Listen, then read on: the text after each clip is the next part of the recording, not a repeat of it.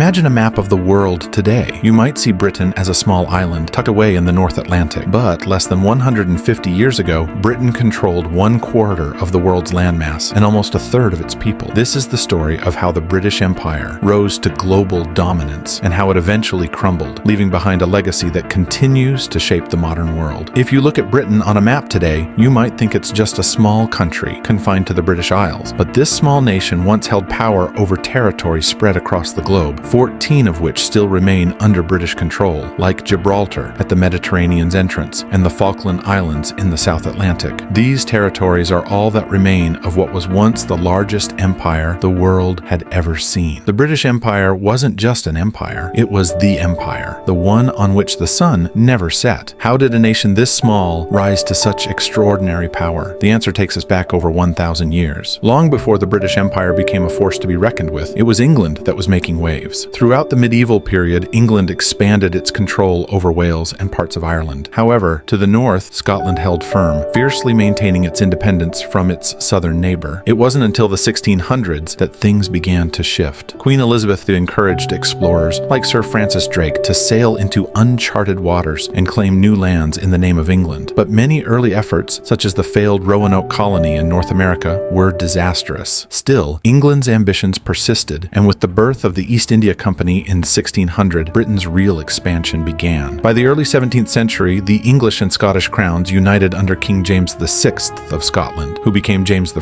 of England. Although the kingdoms were still distinct, this union marked a turning point in Britain's colonial endeavors. James sought to continue Elizabeth's vision of a colonial empire, developing different types of colonies. Some ruled directly by the crown, others granted more political freedom through charters. The idea of planting colonies was also being tested closer to home in Ireland. Protestant settlers were moved to Ulster, forming a model for the future settlements in the New World. As this model was refined, Britain began to expand further into the Americas, seizing territories like New York from the Dutch in 1665. Britain's empire was built not just on land, but on trade. The Royal African Company, founded in 1660, became central to the transatlantic slave trade, a brutal system that fueled Britain's wealth and industry. African people were kidnapped, sold, and transported across the Atlantic to work in plantations, especially in the Caribbean. This period of the British Empire is often shrouded in the glitter of wealth and success. Still, it was built on human suffering, a fact that would not be fully reckoned with for centuries. While England was expanding its empire, Scotland made several failed attempts to join the race. One of the most disastrous was the Darien Scheme in 1698, an effort to control trade across the Isthmus of Panama. The expedition was a complete failure, plunging Scotland into a financial crisis and setting the stage for the eventual political union with England in 1707. With the Acts of Union in 1707, England and Scotland officially became Great Britain. This new United Kingdom entered the global stage with fierce ambition. The 18th century was marked by wars with European powers. Wars not only fought in Europe, but across the entire globe, where British colonies clashed with rival territories. With every victory, Britain gained more land, like Gibraltar and parts of Canada, establishing itself as the preeminent colonial force. The British East India Company, though technically not part of the empire, played a crucial role in expanding Britain's influence in India. The company's private armies took control of Bengal after the Battle of Plassey in 1757, leading to Britain's eventual dominance in India, a region that would become the jewel in the crown of the British Empire. Meanwhile, the Seven Years' War, 1756-1763, was a game-changer. Britain defeated France and seized territories across North America and the Caribbean. This victory solidified Britain's position as the world's leading colonial and naval power. But Britain's empire wasn't invincible. The 13 American colonies, frustrated with taxation without representation, declared their independence in 1776. After a long and bitter war, the United States emerged as a new nation. The loss of America was a devastating blow to Britain, but rather than give up, Britain turned its attention to other parts of the globe, namely Asia and the Pacific. It was during this time that explorers like Captain James Cook claimed Australia and New Zealand for the empire. The rise of Napoleon in France threatened British supremacy once again, but after a decisive victory at the Battle of Trafalgar in 1805, Britain secured control of the seas for over a century. This naval dominance allowed Britain to expand even further, annexing territories across the Caribbean, Africa, and the Indian Ocean. In the 19th century, Britain also began its involvement in Africa, leading to the infamous Scramble for Africa, where European powers divided the continent amongst themselves, with Britain claiming vast territories in the east and south. The British Empire reached its territorial peak in 1921, but cracks were beginning to show. The financial strain of two world wars left Britain Britain weakened. After World War II, the empire began to dissolve as colonies across Africa, Asia, and the Caribbean gained independence. In 1997, the final symbolic end came when Britain handed over Hong Kong to China, marking the official end of Britain's imperial rule. However, the legacy of the British Empire lives on in the Commonwealth, a political association of former colonies that continues to maintain ties with Britain. And so, the sun finally set on the British Empire. A once mighty global force has now receded,